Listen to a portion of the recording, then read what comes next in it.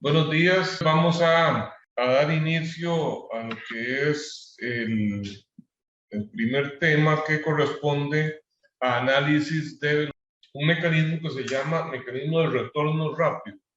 El mecanismo de retorno rápido es un mecanismo que se utiliza en algunas máquinas en donde se requiere un movimiento lineal que en un sentido tenga una velocidad y en el sentido opuesto tenga una velocidad diferente. Algunas máquinas que automatizan, permiten automatizar procesos que de otra manera se hacen manuales, como el movimiento de un cepillo para madera. ¿Ustedes saben lo que es un cepillo para madera? Estos cepillos que se pasan para desgastar, para desbastar la madera y darle un acabado más uniforme en la superficie, que cuando lo pasamos genera unos colochos de madera.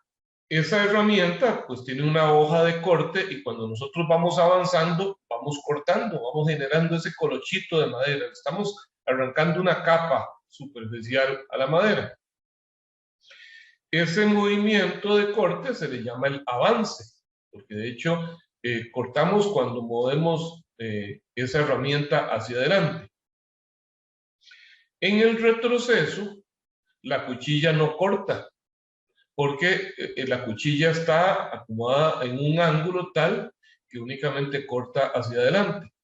Entonces, ¿para qué es el retroceso? El retroceso es para volver a poner la herramienta en la posición inicial y iniciar otra vez el proceso. ¿Ok? Si yo quiero automatizar ese proceso, hacer una máquina que haga exactamente lo mismo, entonces el retorno me interesa que sea lo más rápido posible para que de nuevo la máquina esté en posición de iniciar un nuevo ciclo. Ese movimiento es lineal, pero sin embargo se alimenta, la máquina va a recibir movimiento normalmente de un motor eléctrico cuya salida de movimiento es circular. Entonces necesitamos un mecanismo que convierta movimiento circular en movimiento lineal y que ese movimiento lineal sea de vaivén. También se le llama reciprocante y que tenga una velocidad de retorno o de retroceso mayor que la velocidad con que avanza. ¿Okay? Esto se logra precisamente con el mecanismo llamado de retorno rápido. Ahorita no estoy repintando mucho a propósito, porque solo estoy haciendo trazos, entonces no se preocupen de que es que no se vea la imagen.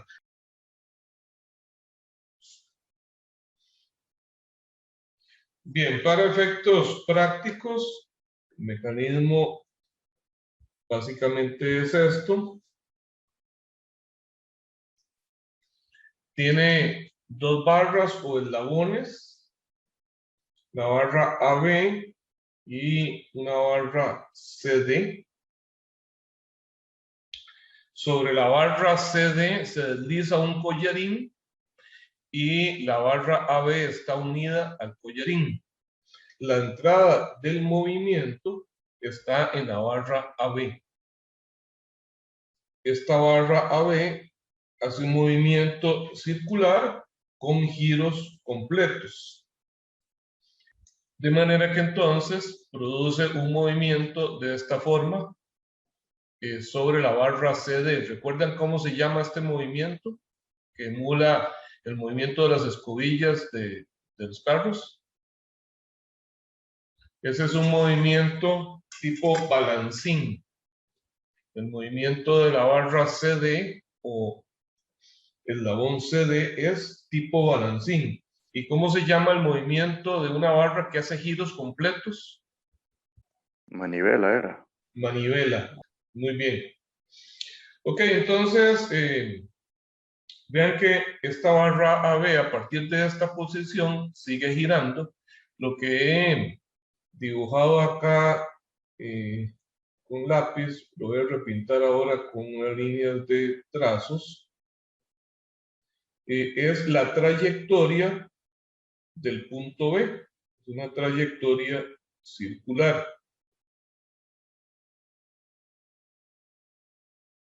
Entonces, este punto B va a seguir esta trayectoria circular conforme va girando en sentido horario, va provocando que esta barra CD siga moviéndose, girando en sentido horario también, hasta cierto punto en donde la barra CD tiene su desplazamiento angular máximo en sentido horario, y luego a partir de ahí, de algún punto por acá, continúa la trayectoria y entonces ahora más bien la barra CD se devuelve.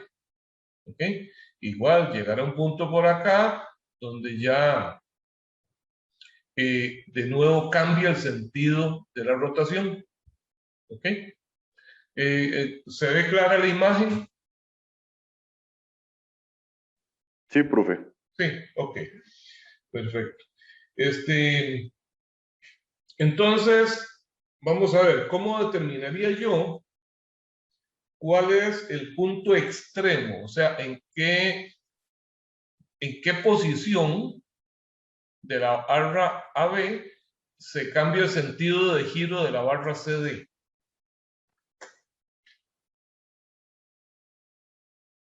La manivela sigue girando, ¿verdad? Y en alguna posición de esa manivela, la barra grande CD cambia su sentido de giro. En este momento, ambas giran en sentido horario. ¿Están de acuerdo conmigo? Sí, profe. Ok, ¿en qué momento la barra CD cambia su sentido de giro y se vuelve antihorario? ¿Cómo logro determinar esa posición? Cuando la barra B esté a 180 grados, de donde está ahorita. Cuando la barra AB esté a 180 grados de la posición actual, que esté por acá. O bueno, tal vez, no, recta tal vez, pero a ese lado izquierdo. Como que la ponga horizontal, por ejemplo. Ajá, de ahí cuando va de regreso. Ajá. Ok, vamos a ver. Yo la... Vean que yo sigo girando esta barra AB. Vamos a ver si puedo emular algo así. Vamos a ver, yo aquí tengo, a ver si busco algo más pequeñito.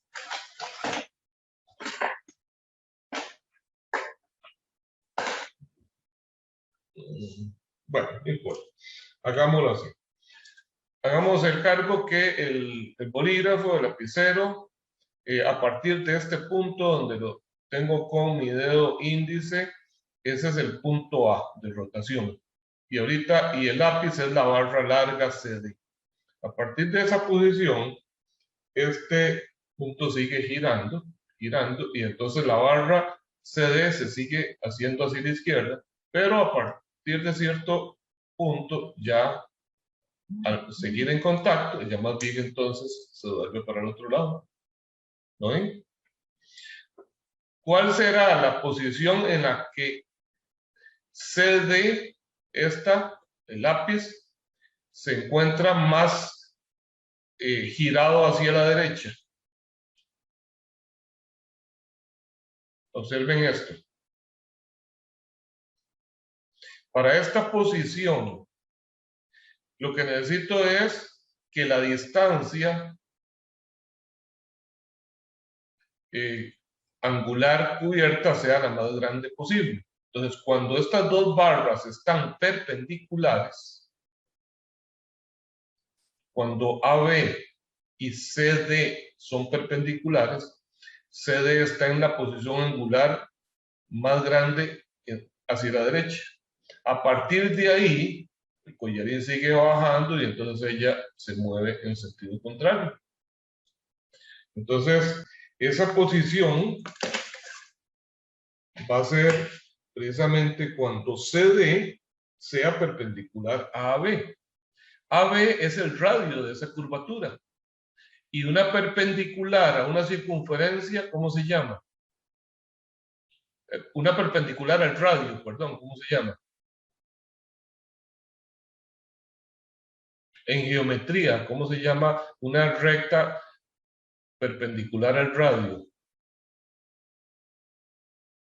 Es una recta tangente a la circunferencia. Que yo la obtengo, pues puedo tomar acá mi regla y empezar a buscar cuál es, a partir de este punto, cuál es la tangente a la circunferencia. Y me da un punto por acá. ¿Okay? Esta recta me define la tangente a la circunferencia que sale de este punto. Y entonces, si yo trazo una recta acá perpendicular, o sea, el radio, esta va a ser la posición, esta de acá, en la que la barra CD está más girada a la derecha. ¿Me explico? Cuando forman 90 grados acá. Voy a repintarla un poquito. Okay. Aquí a 90 grados tengo la posición más alejada. Entonces quiere decir que a partir de esta posición, ahora el punto B sigue moviéndose en sentido horario y entonces se va a empezar a traer la barra CD consigo, de manera que la va a acercar ahora más bien, la va a hacer girar en sentido antihorario. Entonces, justo en esta posición cambia el sentido de rotación de la barra CD. ¿Y hasta cuándo lo hace? Bueno, hasta que de nuevo en el otro lado encontramos una tangente que de hecho pues va a ser simétrica con esta, ¿verdad? Para un ángulo igual, vamos a tener entonces esa condición acá. De nuevo aquí entonces, ok, de esta posición a esta, la barra gira en sentido antihorario, llega hasta este punto, pero ahora, a partir de acá, la barra AB sigue girando hacia arriba y entonces cada vez se está moviendo más hacia la derecha. De modo que de este punto a este, ¿ok? Entre estos dos puntos, el giro de la barra CD es antihorario. Y de aquí para acá, el giro es horario. ¿Queda claro eso? Sí, profe. Sí, profe. Ok, entonces, la manivela AB gira con velocidad constante. Si gira con velocidad constante, ¿qué trayecto le tomará más tiempo? ¿El trayecto de aquí a acá o de este punto a este? Vamos a ponerle nombre a estos puntos. Vamos a llamarle ese punto P y este Q en la trayectoria. Son puntos en la trayectoria circular de AB.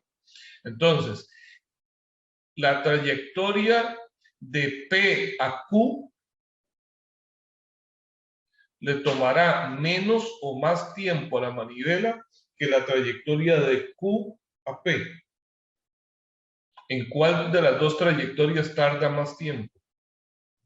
La de QAP, profe. La de Q a P tarda más tiempo porque es un movimiento angular con velocidad constante y entonces en tanto mayor sea el recorrido angular, más tiempo le va a tomar. Pues bien, en ese movimiento de la manivela de Q a P, ¿cuál es el sentido de giro de CD? ¿Horario o antihorario?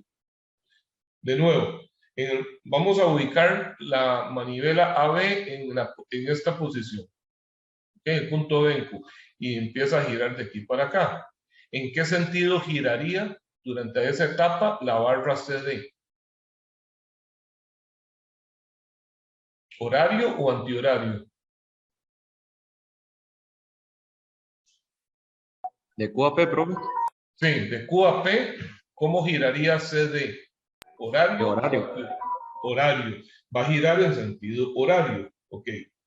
Entonces, este giro, vean que el giro completo, el movimiento balancín que tiene la barra CD, sucede entre estos dos extremos, ¿verdad? Este es un extremo, este es el otro. Este es un extremo, este es el otro. Ok, pero resulta que cuando va en sentido horario, la manivela tiene que hacer todo este recorrido que es más largo. Entonces, este recorrido va a tomar más tiempo que el recorrido siguiente de P a Q, en donde la barra CD retrocede. Entonces, ese retroceso que se hace en un tiempo más corto significa que va a ser más rápido. ¿Están de acuerdo conmigo? El retroceso de la barra CD le llamo yo cuando gira en sentido antihorario. Entonces, el retroceso se hace en este arco, que es más pequeñito. El avance se hace en este otro arco, que es mucho más grande. Entonces, bajo esas condiciones, el retroceso es más rápido que el avance. ¿Está claro? Sí, profe. Ok. ¿De qué depende? ¿De qué depende qué tan grande es un recorrido o el otro? Bueno, eso va a depender de la relación geométrica que tengamos acá en todas las distancias. Observen que si yo subo este punto C, o sea, lo acerco el punto C más a, por ejemplo, un punto por acá, entonces ahora la tangente me quedaría así, generando una posición angular para la barra CD más abierta. ¿Lo ven? En tanto más cerca estén los puntos C y A, entonces esta línea tangente va a quedar más abierta. Por lo tanto, el punto de tangencia se me va a venir más abajo. ¿Y qué implicación va a tener eso entonces?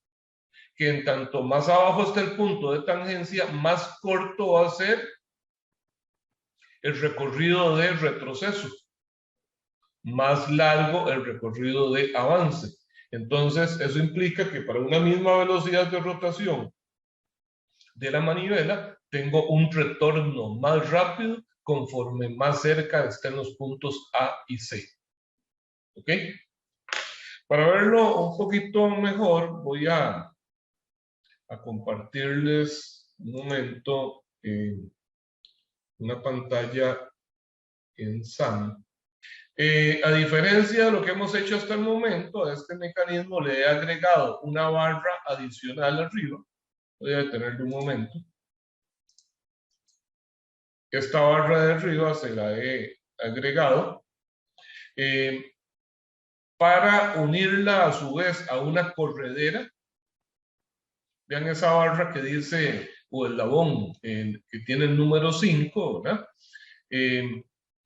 Une a la barra CD con una corredera que le va a permitir entonces convertir ese movimiento circular de la barra CD, un movimiento tipo balancín, en un movimiento lineal. Entonces, esa corredera me va a representar la herramienta de corte que yo les estaba mencionando, en este caso el cepillo. Veámoslo de nuevo entonces, manualmente el movimiento.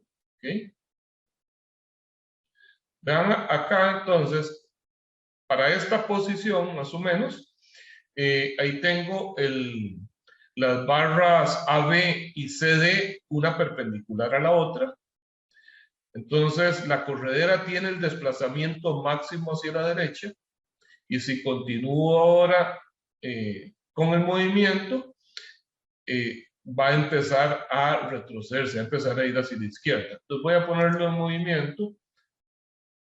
Vean que claramente se observa que el avance es más lento que el retorno, ¿verdad? Ok, pero entonces veamos qué sucede si yo cambio la posición de este nodo. Voy a alejar más esas dos barras y ahora de nuevo lo pongo en movimiento. Ahí está. Ok. Entonces en este caso, al alejarlos, siempre el retorno es más rápido que el avance, pero ya no hay tanta diferencia como antes, ¿verdad? Voy a hacer el ajuste una vez más.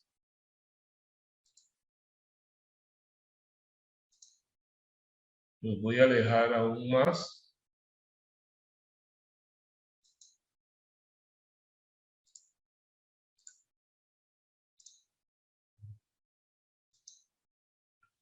Ahí está, y lo pongo en movimiento. Es más fácil observar las diferencias de movimiento viendo la corredera, ¿verdad? Vean que ahora es casi igual la velocidad de avance y de retorno. Ahora voy a hacer lo contrario, ahora voy a acercar esos dos puntos. Creo que lo puedo hacer al revés aquí para no tener el problema que tuve antes. Ahora voy a ponerlos más cerca uno del otro.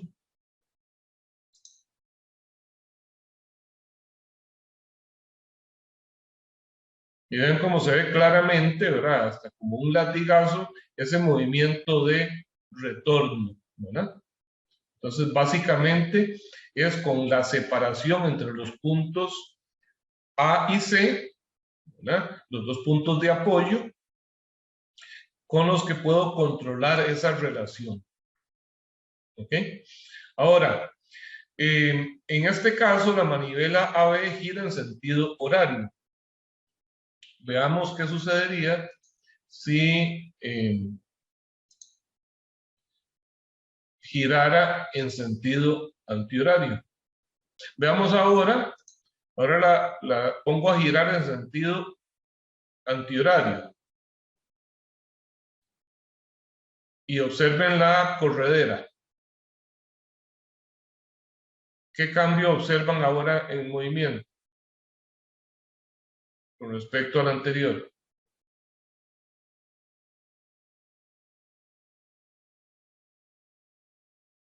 ¿Cuál de los dos movimientos es más rápido? ¿Cuando la corredera se mueve hacia la derecha o cuando se mueve hacia la izquierda? Hacia la derecha, profe. Sentido Cuando se mueve hacia antihorario. la derecha. Entonces cambió el funcionamiento del mecanismo. Ahora podríamos decir que es de avance rápido, ¿verdad? Y es un retorno lento. ¿Ok? Entonces, ya vimos que la relación de velocidades de avance y retroceso se ajusta con la separación entre los dos puntos de apoyo, A y C. Y el sentido de avance se controla con el sentido de rotación de la manivela. En este caso, entonces, ahora el mecanismo se invirtió y se convirtió en un mecanismo de retorno lento y avance rápido. ¿Ok? Bueno, vamos a pasar de nuevo a la hoja para seguir trabajando con eso. Ok, entonces vamos a hacer nuestro análisis. ¿Cuál es el análisis que queremos hacer? ¿Qué es lo que me interesa? Quiero hacer un análisis que me permita establecer las ecuaciones genéricas de movimiento para establecer cuál es la magnitud de la velocidad angular de la barra CD en términos de la velocidad de entrada AB, la velocidad lineal del punto D, y finalmente, pues después de hacer esto, vamos a agregarle entonces un eslabón más y la corredera para hacerlo como se los mostré en el SAM. De momento, esta es la parte más importante, llegar a determinar la relación que existe entonces entre la velocidad angular de AB y la velocidad angular de CD. Esas velocidades angulares les voy a llamar omega 1 y omega 2. Como lo que quiero son ecuaciones genéricas, lo que quiero es establecer ecuaciones genéricas, entonces no vamos a poner distancias, magnitudes a las distancias, sino que las distancias, por ejemplo, de A a C se va a llamar así, AC, sencillamente. La longitud del eslabón AB se va a llamar sencillamente AB. ¿Ok? Necesito también definir una variable que va a ser la posición angular de la barra AB. O sea, su posición angular la tengo que identificar o medir a partir de algún eje. Entonces, por la posición que le puse ahí arriba, voy a llamarle el ángulo θ1, este ángulo de aquí, que es el ángulo que forma la manivela AB con respecto a la vertical. ¿Ok? Y la posición angular de la barra CD la voy a identificar con un ángulo acá, también con la vertical, al cual le voy a llamar θ2. θ2. Ok, entonces, primero necesitamos establecer cuál es la relación entre θ1 y θ2. De momento es un problema geométrico que vamos a ver cómo resolver. Para ello voy a copiar ese triángulo ABC. Voy a hacerlo un poquito más grande para que nos facilite el análisis. ¿Okay?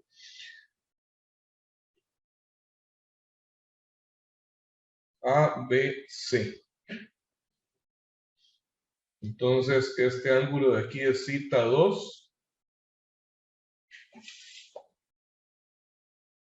Y este de aquí es θ1. ¿Okay? ¿Qué conozco de este triángulo? Conozco la distancia de A a B y de A a C. Pero conozco CB.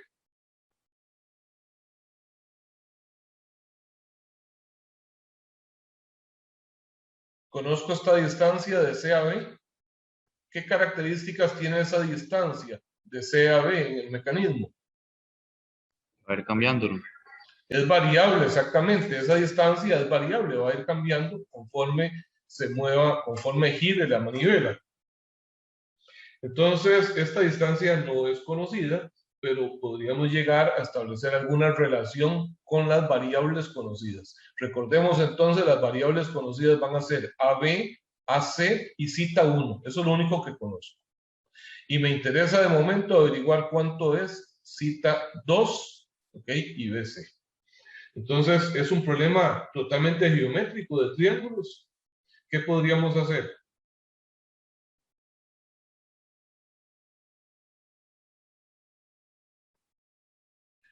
Aplicar Pitágoras. Pitágoras, no puedo aplicar Pitágoras porque esto no es un triángulo rectángulo. Recuerden que Pitágoras solo aplica para triángulos rectángulos. Pero puedo utilizar el teorema. Teorema de senos. Para el teorema de senos yo necesito conocer al menos un lado y dos ángulos. O pero esos son, y esos ángulos tienen que ser sus lados, sus ángulos opuestos a los lados. O bien conocer dos lados y un ángulo, pero opuesto a ellos. Entonces vamos a ver. En este caso conozco AB y el ángulo opuesto que es θ2, está bien. Conozco AC, pero el ángulo opuesto sería este de aquí, ¿verdad? Este ángulo le podríamos llamar θ3.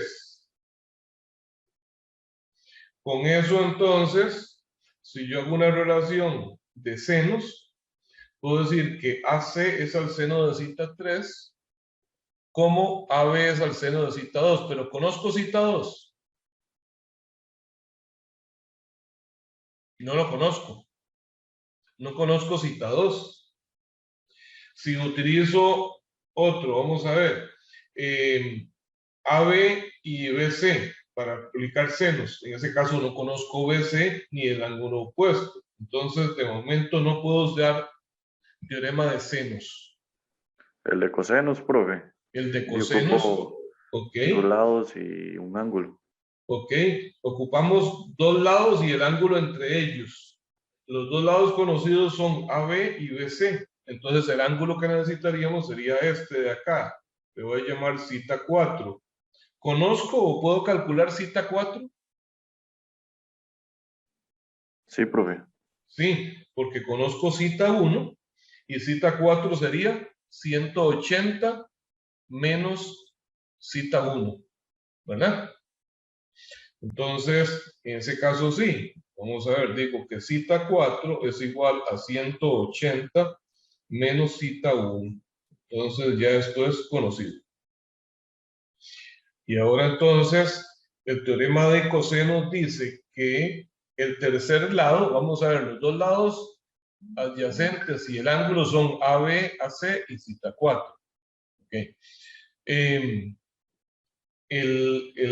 lado que vamos a calcular es BC. Entonces dice que BC al cuadrado es igual a AB al cuadrado más AC al cuadrado menos 2 veces uno por el otro, AB por AC por el coseno de cita 4.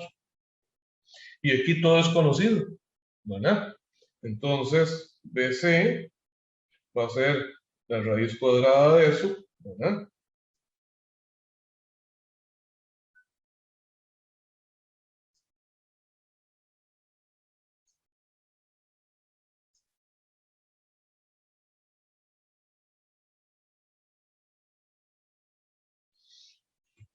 Y entonces ya tengo BC.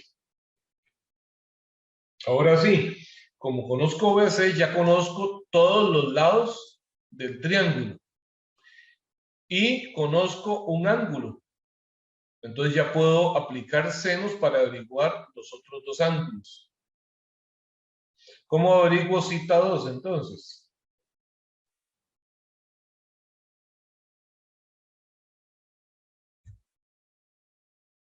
¿Cómo determinaría cita 2? Este. ¿Qué planteamos ahí?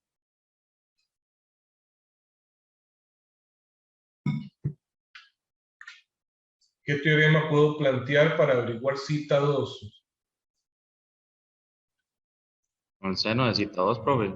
Ya obteniendo la distancia de BC, ¿no? Que es Aplico teorema de senos y digo entonces, el lado opuesto a cita 2 es AB. Entonces digo, AB es al seno de cita 2. ¿Cómo? BC es al seno de cita 4, porque cita 4 es el único ángulo de momento conocido. Entonces, en esta ecuación, la única incógnita es cita 2. Entonces, despejo el seno de cita 2 va a ser igual, esto lo paso a multiplicar, esto a dividir, a AB entre BC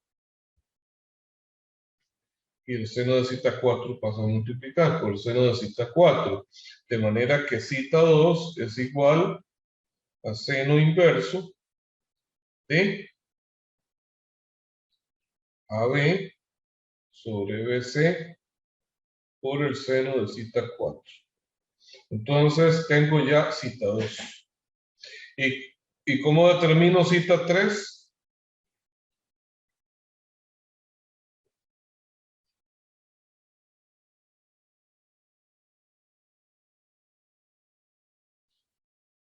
¿Cuánto sería cita 3? Ya puedo sumar los ángulos y bueno, a Puedo ver qué sumar pasa. la suma de los tres ángulos internos, me da 180, efectivamente. Entonces, va a ser 180 menos cita 2 menos cita 4. ¿Ok? Entonces ya tengo BC, que es esa distancia variable. ¿Verdad? Aquí está. Tengo el ángulo cita 2, que define la posición angular. Para cada ángulo, entonces, para cada valor del ángulo cita 1, tengo el correspondiente valor de cita 2, que define la posición de la barra C, bueno, CD, ¿verdad? Que en este caso, pues, la he dibujado hasta B para efectos del análisis geométrico. Bien, ahora entonces que ya tengo la parte geométrica resuelta, vamos a hacer el análisis de velocidades. Para ello, vamos a ver cómo sería la velocidad del punto B. La velocidad del punto B, ¿qué dirección tiene?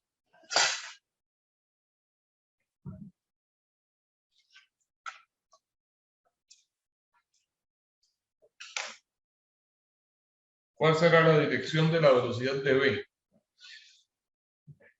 B es parte de una manivela que tiene giros completos y entonces, ¿qué tipo de velocidad tiene su extremo B?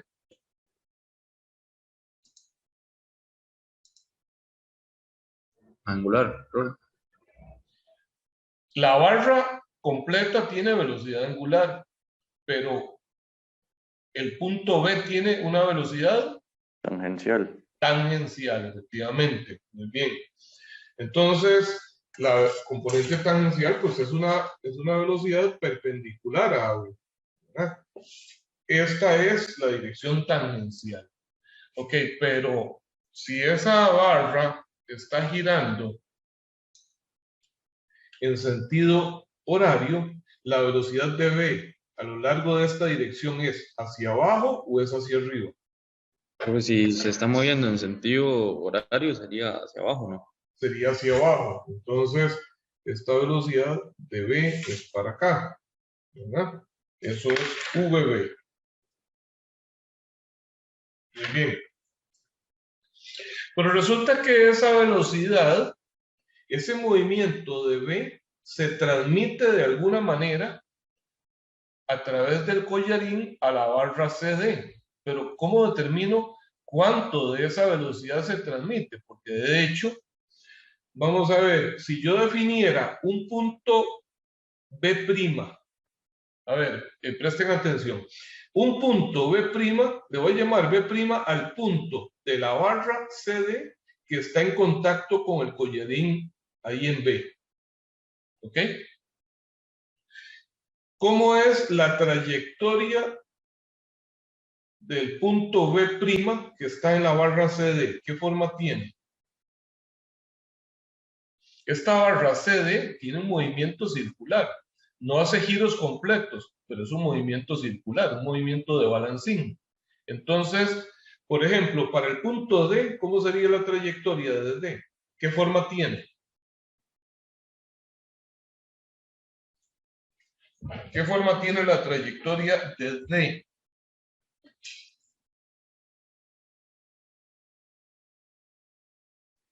Fabián, Tangencial, profe. la trayectoria de B es una trayectoria tangencial, ¿verdad? Bueno, es una trayectoria circular y la velocidad del punto, pues entonces va a ser tangente a esa trayectoria. O sea que yo hago un arco con centro en C, sería, vamos a ver, es que no tengo un compás aquí a mano, pero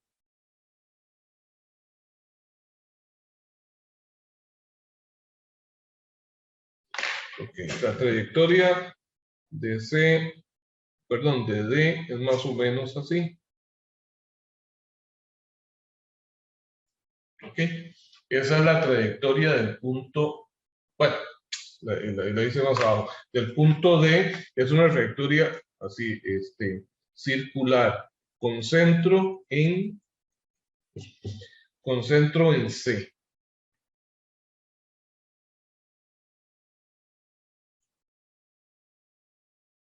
Ok. El punto que yo le he llamado ahora B', que es un punto también en esa misma barra, pero que está en contacto con B en collarín, pues es exactamente igual. Ok. Esa trayectoria es así. ¿Estamos de acuerdo? La trayectoria de B', que sería un punto en la barra CD que está en contacto con B. Pero lo que pasa es que ese punto B está cambiando constantemente de posición porque la distancia de C a B no es constante. Entonces, esa sería la trayectoria en este instante. ¿Ok? Entonces, voy a hacer un dibujo auxiliar que nos ayude a ver eso mejor.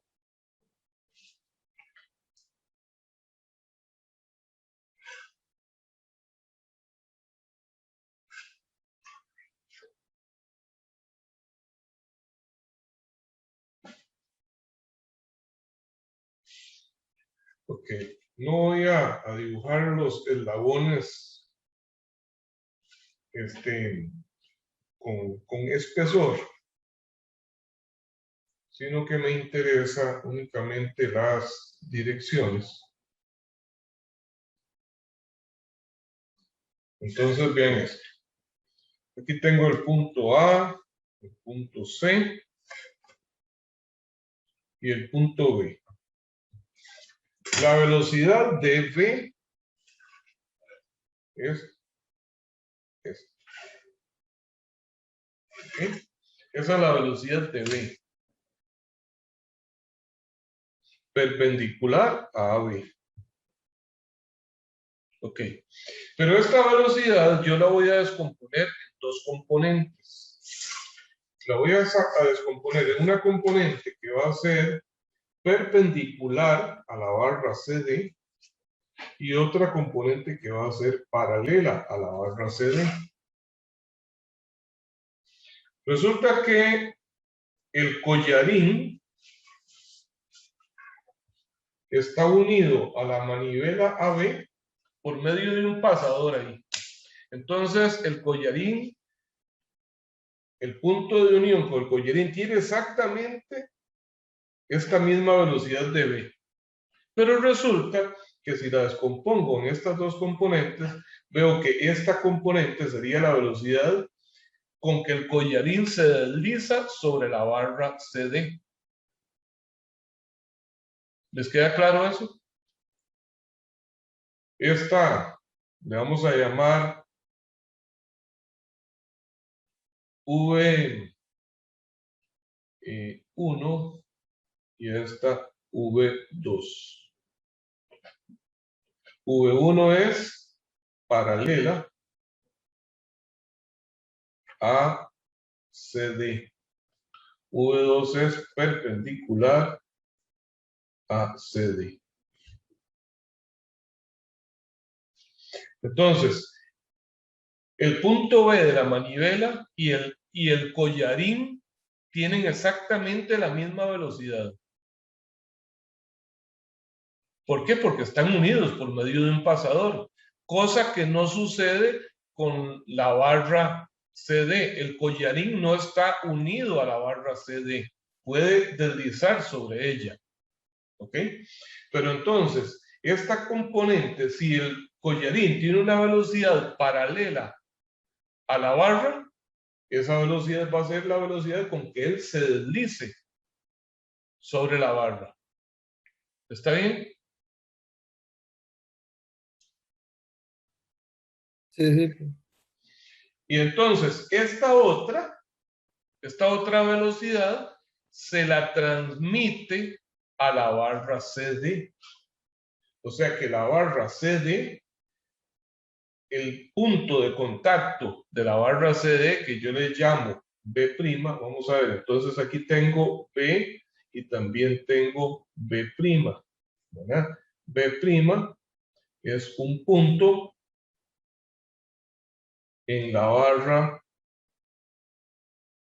CD. Entonces, la velocidad de V' es igual a V2, a esta componente. Y esta velocidad, como es perpendicular a la barra, y la barra tiene un movimiento circular, entonces esto sería una velocidad tangencial. ¿Está claro? Es una velocidad tangencial. ¿Y cómo se determina una velocidad tangencial? Con la velocidad angular por el radio. Velocidad angular por el radio. Como estamos hablando de la barra CD, ¿cuál es su velocidad angular? ¿Cómo le hemos llamado a esa velocidad angular? W2, me parece. Sí, W2. Es omega 2, efectivamente. ¿Y el radio cuál sería? Para calcular la velocidad de V'. Sería el radio la distancia de C hasta B'. Pero C a B' o a B es exactamente lo mismo. Y por otro lado, la velocidad tangencial del punto V en el análisis de la manivela AB, la velocidad tangencial de B se determina como igual omega por R. Pero ¿cuál sería la velocidad angular en ese caso? Omega 1. Omega 1. ¿Y el radio? Sería la distancia de AB. AB, exactamente. Ok, entonces, veamos. Tengo VB. Y VB la puedo descomponer en dos componentes que yo les he llamado V1 y V2. Una de esas, V2, es lo mismo que VB'. Entonces, si yo logro determinar cuánto es esta componente, de aquí puedo despejar cuánto es omega 2. Aquí diría entonces que omega 2 es igual a VB' dividido entre CB. Pero ¿cuánto es VB'? Que es lo mismo que V2. Bueno, es esta componente. Entonces veamos ahora sí, con todos los ángulos que calculamos, ¿cómo puedo determinar esta componente? Para poder determinar esta componente yo necesito conocer ya sea este ángulo de aquí o este de acá. Alguno de estos dos ángulos, ¿verdad? En este polígono que he dibujado. Voy a dibujar esa dirección acá porque esa línea de VB es esta, la perpendicular, ¿verdad? Y entonces la descomposición de la que estamos mencionando es esto. Eso es esto. Pero entonces veámoslo aquí con los ángulos que ya conocemos. Recordemos que conozco cita 3, conozco cita 1, y vamos a ver, me interesa averiguar alguno de estos dos ángulos. ¿Se les ocurre alguna idea?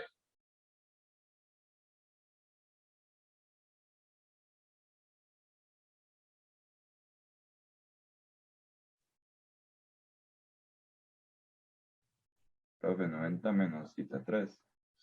90 menos cita 3, ok. Vamos a ver, este ángulo de aquí, ¿cuál es el último? Cita 4. Este le vamos a llamar cita 5. Ok, cita 5. Entonces, veamos si vemos esta línea, entre esta y esta hay 90 grados. Si le resto cita 3, me queda cita 5, efectivamente.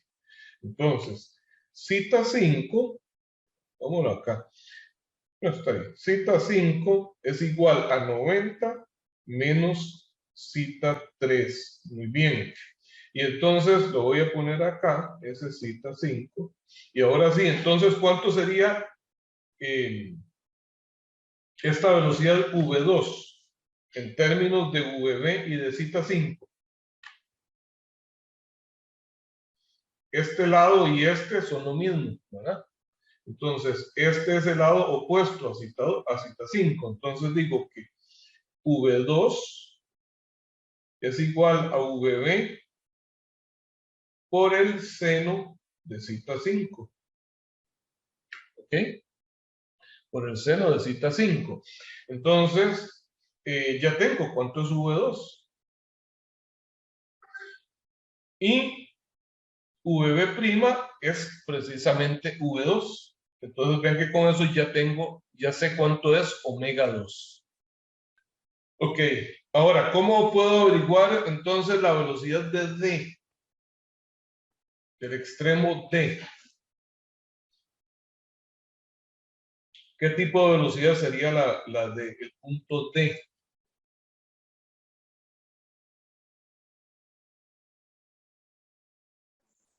Sería omega 2 por Ajá. CD. Omega 2 por CD, efectivamente, porque es una velocidad tangencial, la barra es la barra 2, es su velocidad angular y el radio es hasta ahí. Entonces vean que con esto ya tendríamos resuelto la parte de velocidades para ese mecanismo.